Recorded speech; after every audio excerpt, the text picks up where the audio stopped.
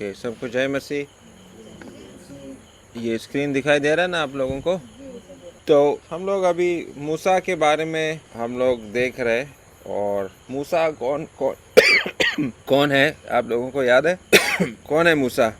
परमेश्वर का दास। ठीक है, थोड़ा पीछे जाएंगे। ये कौन था जो कुर्सी पे बैठा? कौन है? सिंहासन ना? हाँ, ठीक है, और थोड़ा पीछे जाना पड़ेगा, अभी तक आप लोगों को समझ में। ये कौन है लड़का? उसको पकड़ के, नहीं ये याकूब नहीं है। हाँ बिल्कुल सही है, जोसेफ, यूसुफ। हाँ, यूसुफ किसका बेटा है? हाँ, यूसुफ का, बिल्कुल सही, यूसुफ याकूब का बेटा है।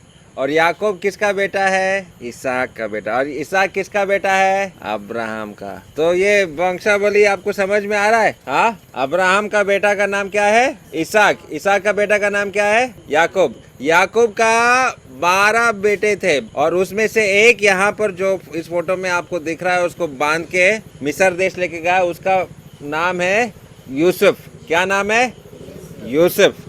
तो यूसुफ को दूसरे भाई लोग नफरत करते थे उसको, क्योंकि पिताजी उससे ज्यादा प्रेम करता था। तो बाकी के भाई लोगों को जलन महसूस कर रहा है कि पिताजी उससे ही क्यों ज्यादा प्रेम करता है, लेकिन असली में बाप जो है सबसे प्रेम करता है। लेकिन उनको ये यूसुफ का बुद्धि, यूसुफ को सपना भी आता था, सपना का अर्थ भी समझाने का शक्ति उसके पास था। तो उसके भाई लोगों को ये बात पसंद नहीं था, इसलिए उसको बंदी बनाकर कहाँ बेच दिया? मिस्र देश में। और गुलाम बन के वो मिस्र देश में गया, लेकिन वहाँ गुलामी में रहकर भी वो क्या बन गया?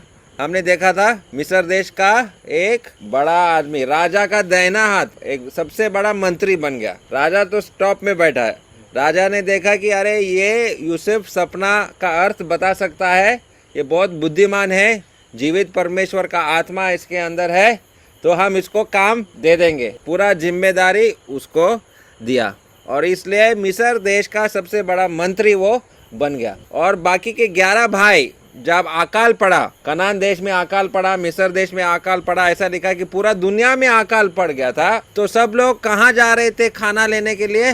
मिस्र देश में। मिस्र देश में वहाँ यूसुफ के बुद्धि के वजह से परमेश्वर ने जो उसको बुद्धि दिया था, वहाँ जब अच्छा फसल आया था, जितना भी उत्पादन हुआ खेती से, वो बचा के रखा। 7 साल अच्छा फसल आया, और 7 साल जितने भी गोडाउन थे, हिमगर मालूम है ना? हाँ, हिमगर के बारे में मैंने पिछले बार बोला था।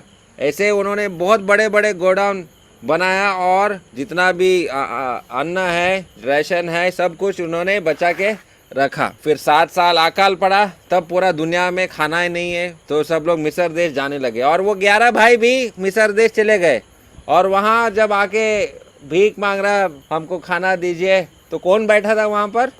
यूसुफ, अपना ही छोटा भाई, जिन्होंने मतलब जिसको उन्होंने गुलाम बनाकर बेच दिया, वो ही अभी बड़ा राजा जैसा वो बना है। और वहाँ पर वो बोल रहे हैं हम लोग भूखे हैं, हमको थोड़ा खाना दे दो। तो यूसुफ के पास शक्ति है, वो अधिकार है। अगर वो चाहता था, वो क्या कर सकता था? बदला ले सकता था। अरे ये तो मुझे गुलाम बनाया और मुझे बेच दिया मेरे बाप के घर से दूर, तो अगर वो चाहता था वहीं पर उनको जेल में डाल सकता था। और उसने एक ऐसा कुछ प्लानिंग भी किया, एक खेल खेला कि सच में इनके मन में पश्चाताप आया क्या नहीं। तो असली में उनको पकड़ा, और वहाँ उनके मन में उनके बातों को सुना कि वो लोग पछता रहे। वो बोल रहा था आपस में, भाई लोग बोल रहा था, ये जो सजा अभी हमको मिल रहा है यूसुफ के कारण, हमने अपने पिताजी का भला नहीं किया और यूसुफ का भला भी नहीं किया। उसको बंदी बनाकर हमने बेच दिया ना, बहुत गलत, और उसी पाप का अभी नतीजा हमको मिल रहा है। तो यूसुफ को उस बात को पता चला। फिर आस्ते आस्ते उसने अपना असली रूप उसने बता दिया, और उन्हीं का गांव का भाषा में जब बोलना शुरू किया, तो सब भाइयों में रोना शुरू। अरे ये तो अपना ही जाति भाई है, अपना ही भाई है। तो सब उसको गले मिलाए, सब रोया। उसने उनको सबको माफ किया और बोला जाओ पिताजी को जल्दी लेकर आओ, क्योंकि वहाँ और 7 साल का अकाल है, पिताजी भी बच नहीं सकता है, उसको यहाँ लेकर आओ। और पिताजी को राजमहल में उसके साथ रहने के लिए रखा। इस प्रकार से याकूब का 12 बेटे, जो 12 गोत्र जो है, अभी कनान देश से अभी कहाँ चले आया? मिस्र देश में। और मिस्र देश में जब बहुत साल बीत चुका, यूसुफ मर गया, जो फारो राजा जिसको उसको अच्छा स्थान दिया था काम दिया था वो भी मर गए और एक नया फेरो आ गया। ये इस्राएली लोग, अभी उनका भाषा जो है हिब्रू भाषा है, इब्रानी भाषा है, ये दूसरा भाषा बोलने, हम लोग तो ये भाषा बोलते हैं, मिस्र देश का भाषा, लेकिन ये लोग जो है दूसरा भाषा बोलते हैं। और ये सब इतना उनका आबादी बढ़ता जा रहा है, बढ़ता जा रहा है, बढ़ता जा रहा है। हम उनके बच्चों को मारने शुरू करेंगे और जितने 2 साल के बच्चे थे उनको मारना शुरू किया था। बहुत ही भयंकर समय आया था इस्राएली लोगों के जीवन में और बहुत बड़ा परीक्षा, सोचो घर घर में आएगा। जितने भी 2 साल के छोटे बच्चों को लेकर उनको मारना शुरू करेंगे, कैसा होगा? क्या बस्ती में क्या तमाशा या क्या हलचल होगा? बच्चों को मार रहा है। तो बहुत ही दुखी, एक बहुत बड़ा परीक्षा चल रहा था इस्राएली लोगों के ऊपर। और ऐसे समय में किसका जन्म हुआ? मूसा का जन्म हुआ। और मूसा का माँ पिताजी ने क्या बनाया था वो देख रहा है, इस फोटो में आपको दिख रहा है। क्या बनाया? एक टोकरी बनाया और टोकरी को किससे सजाया? क्या डाला? मैं पिछले बार बोला आपको, हाँ, कालकतरा। हाँ, जो रास्ते जो बनाते ना काला रंग का, तो क्यों बनाते रास्ते उससे? क्योंकि पानी जल्दी से अंदर नहीं जाता है और रास्ता को एकदम पक्का कर देता है। तो उसी प्रकार से उसका उस जमाने में भी उन लोगों को बुद्धि था कि ये चीज जो है अच्छा चीज है। और नूह का जहाज में भी उन्होंने इसका इस्तेमाल किया था, नूह का जहाज में भी। तो ये बुद्धि उनको था कि पानी को रोकने के लिए, ऐसा कुछ बनाने के लिए, टोकरी में पानी ना ढूकने के लिए ये अगर हम लगाएंगे तो बहुत अच्छा होगा। तो उसी प्रकार के उसका माँ पिताजी ने एक छोटा सा जहाज बनाया टोकरी से और उस बालक को उस नदी में, उस टोकरी में रख के, और टोकरी को नदी में रख दिया। और पीछे में वो झाड़ी में कौन है वहाँ पर? हाँ, दीदी, मूसा का दीदी। उसका नाम क्या है? मरियम। बिल्कुल सही, मरियम है उसका दीदी। हाँ, यहाँ पर एक दीदी है, छोटे छोटे भाई है, क्या नाम है? सुष्मिता का। हाँ, छोटे बच्चों का, जब तुम बड़ी थी छोटे बच्चों का देखभाल किया कि नहीं किया? इसहाक को मारा कि नहीं? शैतानी करता था, हाँ, किया कि नहीं किया? किया। कितने दीदी लोग हैं यहाँ पर? उनका छोटा भाई है, हाथ ऊपर करो। एक है, और कौन है? तुम्हारा कोई छोटा भाई नहीं है? हाँ, ये है उनका, वो भी एक दीदी है। तो ऐसे प्रकार ये मरियम भी देख रही, मेरा छोटा भाई का क्या हो रहा है। और वहाँ पर उस नदी में कौन नहाने आए? फेरो राजा का बेटी, राजकुमारी। कौन है? राजकुमारी, कोई साधारण लड़की नहीं। हाँ, राजा का बेटी वहाँ नदी में आए नहाने के लिए। और फिर वो बच्चे का रोने का आवाज उसके कान में आया और शायद उसका कोई बेटा नहीं था। और जब उसने वो टोकरी को खोला, देखा कि एक लड़का, प्यारा सा बच्चा है, तो वो उससे प्यार किया। अरे छोटा सा बच्चा, इसका माँ कौन होगा, बाप कौन होगा, क्यों उसको टोकरी में रखा? उसको अंदर में उसका दिल क्या हुआ? क्या बोलते हैं आप लोग बच्चे के लिए? प्रेम, दया, माया उसके दिल में आया और इस बच्चे का देखभाल मैं करना चाहिए करके उसके दिल में आया और उसने अपने गोद में लिया। और मूसा का मतलब क्या है मालूम है? मूसा का मतलब पानी से उठाया हुआ, एक जन पानी से उसको उठाया। तो वही तो किया ना, वो राजकुमारी ने उसको पानी से उठाया और अपने गोद में ले लिया और अपने ही राजमहल में उसको पाला पोसा। और मरियम वहां से देख रही है कि अरे राजकुमारी तो अच्छी है, उससे प्यार कर रही है। तो उसको पता चल गया अभी एक मौका और भी है इसके देखभाल, बच्चे का देखभाल के लिए हम किसको बुलाएंगे? राजमहल में काम करने के लिए कौन जाएगा? अभी माँ को दूध कौन पिलाएगा? मतलब इस बच्चे को कौन दूध पिलाएगा? माँ ही दूध। हाँ, तो बोली मैं एक जन को लेकर आओ क्या बच्चे को देखने के लिए? किसको बुलाएगा? उसका माँ को ही बुलाएगा। तो ऐसा देखो, कोई माँ को ऐसा तनख्वाह मिलता है क्या बच्चे का देखभाल करने के लिए? हाँ, अपने बड़े बच्चों को बड़ा किया, तनख्वाह मिला आपको बच्चों को देखने के लिए? हजरा मिला? नहीं मिला। हाँ, लेकिन मूसा का माँ को हजरी मिला राजमहल से, वो भी कोई दूसरा जगह से नहीं, राजा से हजरी। तो राजा का हजरी कैसा होगा? मामूली होगा? 200 रुपए दिन का, 300 रुपए दिन का? नहीं, राजा का मतलब बहुत अच्छा हाजिरी। मतलब एक बार अगर तनख्वाह मिलेगा जीवन भर बन जाएगा, एक ही हाजिरी से पूरा जीवन आराम का हो जाएगा। तो ये क्यों हुआ, कैसे संभव हुआ? केवल परमेश्वर का कृपा से, परमेश्वर का अनुग्रह के वजह से ही ये संभव था। परमेश्वर का अनुग्रह अपने लोगों के ऊपर था, इसलिए उसको बचा के रखा। और अभी ये मूसा जो है अभी बड़ा हो गया, राजमहल में बड़ा हुआ वो देख रहा है, अरे अपना ही जाति भाई लोगों को समस्या, वो लोग गुलाम बन रहा है, क्योंकि उसका माँ उसको बोला होगा, माँ उसको बड़ा किया, हाँ राजमहल में बड़ा हुआ, राजा का नाम उसको मिला, राजा का घर से खाना, लेकिन माँ ने उसको बोला बेटा तुम राजमहल में जरूर हो, लेकिन तुम्हारा असलियत का क्या है, वो लोग इस्राएली लोग। और इस्राएली लोग कौन है, जीवित परमेश्वर का उपासना करने वाले हैं, कोई मूर्ति पूजा करते नहीं हम जीवित परमेश्वर को पुकारते हैं, ऐसे लोग। लेकिन मूसा देख रहा है, अरे हम तो जीवित परमेश्वर के लोग हैं, लेकिन अपने जाति भाइयों का क्या हालचाल है, देखो गुलाम बने हैं। तो मूसा सोचा अभी परमेश्वर ने शायद मुझे इसलिए राजमहल में रखा ताकि मैं लड़ाई करूं। मैं क्या करूंगा, लड़ाई करके मैं अपने जाति भाइयों को छुड़ाऊंगा, लड़ाई करके मैं उनको, मतलब एक आजादी स्वतंत्रता लड़ने वाला एक व्यक्ति। तो वो मूसा ने एक दिन क्या किया, एक दिन वो देखा कि एक मिस्र का आदमी जो है अपना ही जाति भाई को पीट रहा था और बहुत बुरी तरीके से, वो चाबुक मालूम है, हाँ चाबुक से उसको मारा। तो मूसा को गुस्सा आया, क्यों ये आदमी, मिस्र का आदमी मेरे जाति भाइयों को मार रहा है, और ये तो राजा का राजकुमार जैसा है। तो वो जाके रोका टोका, क्यों कर रहा है इसको। और मूसा का गुस्सा इतना आया कि वो मिस्र का आदमी को मार दिया, उसका खून कर दिया। और वो खून करके बाद में डर गया मूसा, अरे अगर राजा को पता चला मैंने खून क्या करके, तो क्या हुआ, वो वहां से भाग गया। और राजा को खबर मिला था, तब तक मूसा वहां से भाग गया था। बोला अरे ये तो कैसा होगा, ये अपना शक्ति से लोगों को छुड़ाने के लिए कोशिश में था। लेकिन मूसा जो है वहाँ मरुभूमि में चला गया। मरुभूमि मालूम है, मरा हुआ भूमि, ये मरा हुआ भूमि नहीं है, ये भूमि जो है बहुत अच्छा है। क्यों, बीज डालते हैं आप जमीन में, क्या निकलता है, पौधे निकलते हैं, हाँ, और इतने अच्छे गाछ पाला, इतने सब कुछ इस जमीन, इस मिट्टी से निकलता है। लेकिन मरा भूमि में आप बीज डालो, कुछ होने वाला नहीं है, वो मरा भूमि है। तो मरा भूमि में गया और वहाँ पर कहीं गांव उसको मिल गया, और उस गांव में वो जाकर रहना शुरू किया। और उस गांव का मुखिया का बेटी से वो शादी भी कर लिया, गांव में रहने लगा, भूल गया अपना जाति भाइयों का, भूल गया, वो राजमहल में रहता था वो सब कुछ भूल गया, अभी गांव में बस्ती में रहना शुरू किया।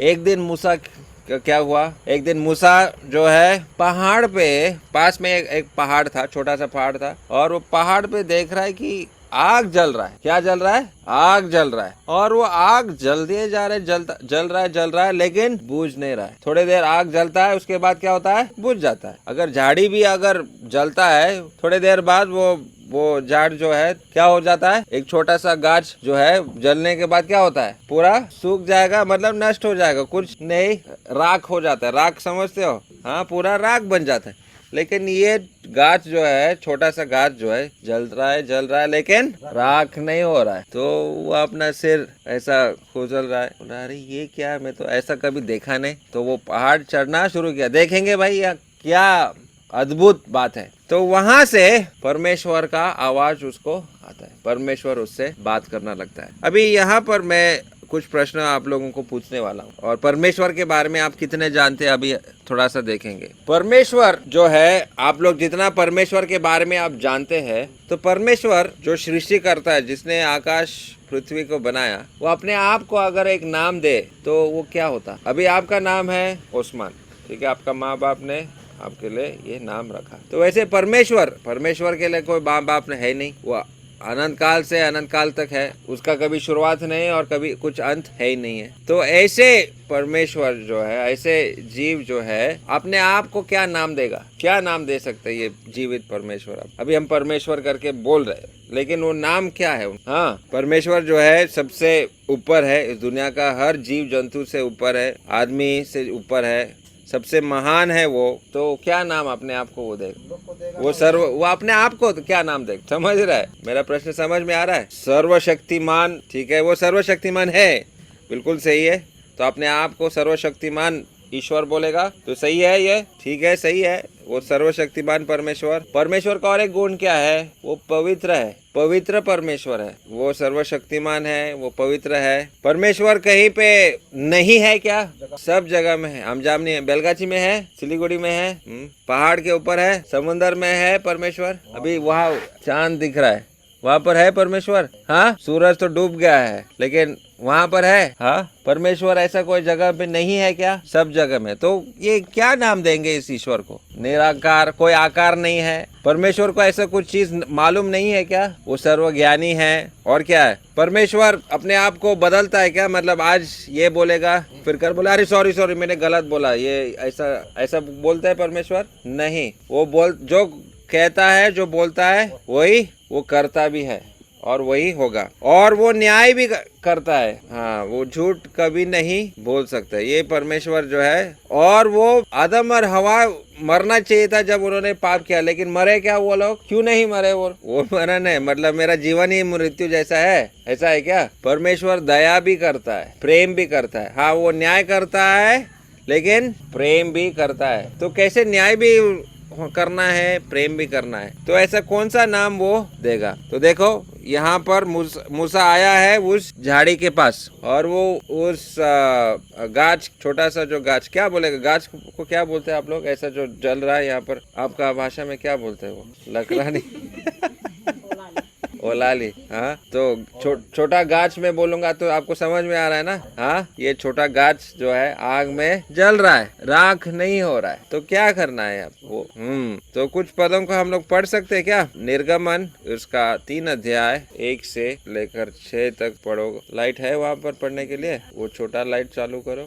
हाँ, 6 तक पढ़ लिया? ठीक है, वो 1 सेकंड है, वो स्क्रीन से चला गया है, करंट चला गया ना, इसलिए ये भी बंद हो गया। वो दिख रहा है ना?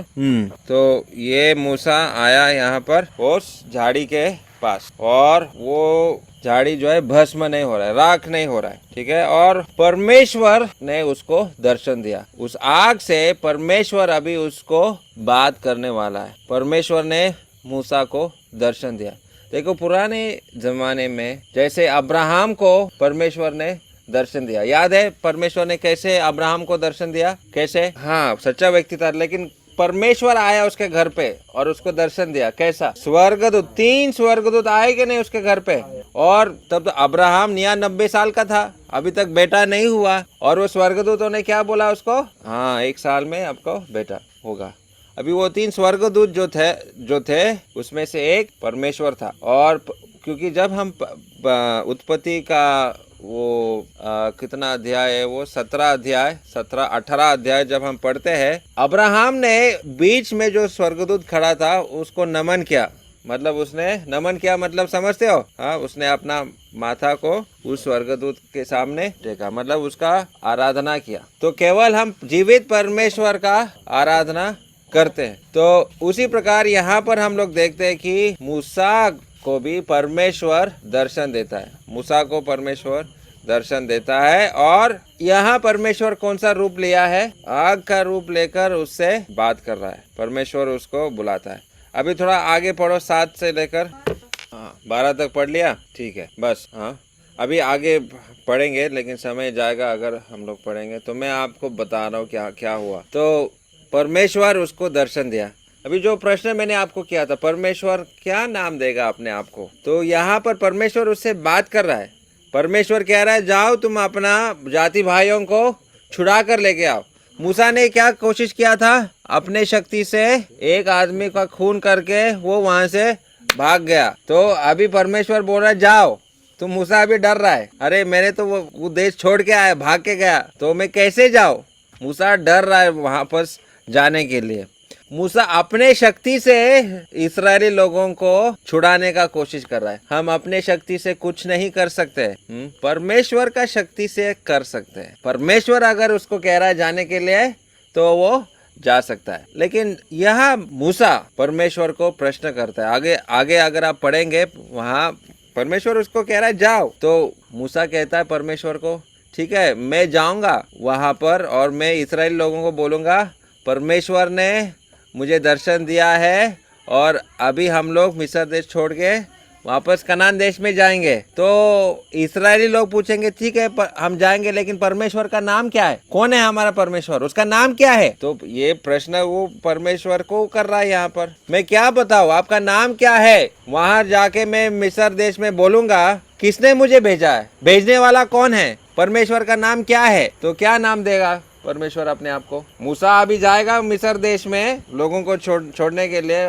उसके पीछे जाने के लिए, तो क्या नाम, कौन भेजा उसको? कौन सा परमेश्वर? हाँ, परमेश्वर तो बोलेगा बहुत है, और मिस्र देश में तो बहुत सारे मूर्ति है, एक एक नाम है। तो मूसा का प्रश्न अच्छा है या गलत है? वो परमेश्वर को, आपका नाम क्या है, परमेश्वर को पूछ रहा है। परमेश्वर बोलना चाहिए कि नहीं अपना नाम? तो क्या नाम दिया परमेश्वर ने वहाँ पर? निरंकर। किसी को पता है? सर्वशक्तिमान है, ठीक है। हाँ, थोड़ा आगे पढ़ो, थोड़ा आगे पढ़ो, वो नाम क्या है जरा पढ़ो वहाँ। हाँ, 13 से पढ़ो। हाँ हाँ हाँ, आगे पढ़ो थोड़ा सा। हाँ, तो परमेश्वर का नाम क्या है? हाँ हाँ, मैं हूँ। परमेश्वर का नाम क्या है? मैं हूँ। इससे हमको क्या समझ में आता है? परमेश्वर के बारे में क्या समझ में आता है? परमेश्वर मूसा को कह रहा है मैं हूँ तुमको भेजा, मेरा नाम मैं हूँ। इससे क्या समझ में आता है हमको? परमेश्वर के बारे में क्या समझा हमको उस नाम से? हाँ, हर जगह में है। हमको क्या समझ में आया उस नाम से? बोलो। मैं ही सब कुछ हूँ, मैं सर्वशक्तिमान, सर्वबुद्धिमान, सर्वज्ञानी, आदि अंत मैं हूँ। हाँ, सब कुछ मैं हूँ, मुझ में कुछ कमी नहीं है, मैं सब कुछ हूँ।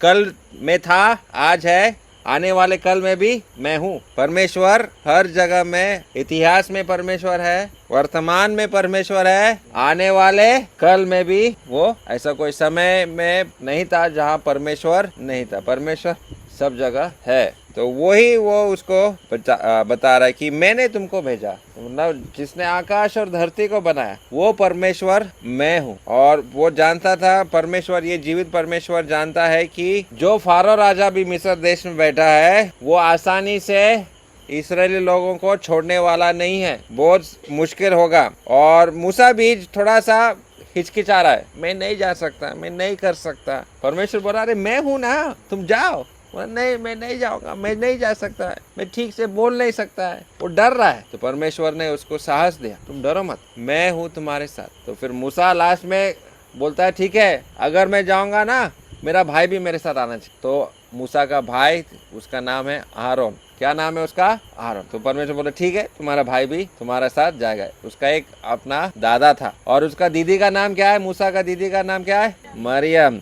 ठीक है, तो आने वाले दिनों में उनके बारे में और भी हम देखेंगे। और मूसा फिर परमेश्वर का बात को सुनता है, मानता है, और वो जाता है। ठीक है, और ये अगले बार हम लोग देखेंगे। लेकिन इतना अभी हम लोगों को मालूम होना चाहिए कि परमेश्वर का नाम क्या है। जोर से बोलो, मैं हूँ। और वो जीवित परमेश्वर मैं हूँ आज हमारे साथ है। हमारे साथ है या नहीं है? हाँ। और ये मैं हूँ जो है, उसको इब्री भाषा में अगर हम उसका उच्चारण करेगा तो उसको यहोवा बोलते हैं। क्या बोलते हैं उसको? यहोवा। और यीशु मसीह का नाम क्या है? यहोशुआ। इब्री भाषा में अगर हम बोलेगा तो यीशु मसीह का नाम क्या है? यहोशुआ। अभी समझ में आ रहा है? हाँ, यहोवा जो पुराने नियम में, वो नया नियम में जब प्रभु यीशु मसीह आया वो यहोशुआ, मतलब यहोवा बचाता है। ठीक है, तो ये बचाने वाला यहोवा, बचाने वाला मैं हूँ, जीवित परमेश्वर, उसके बारे में हम और भी आगे देखने वाले। ठीक है, यहाँ पे हम समाप्त करते हैं।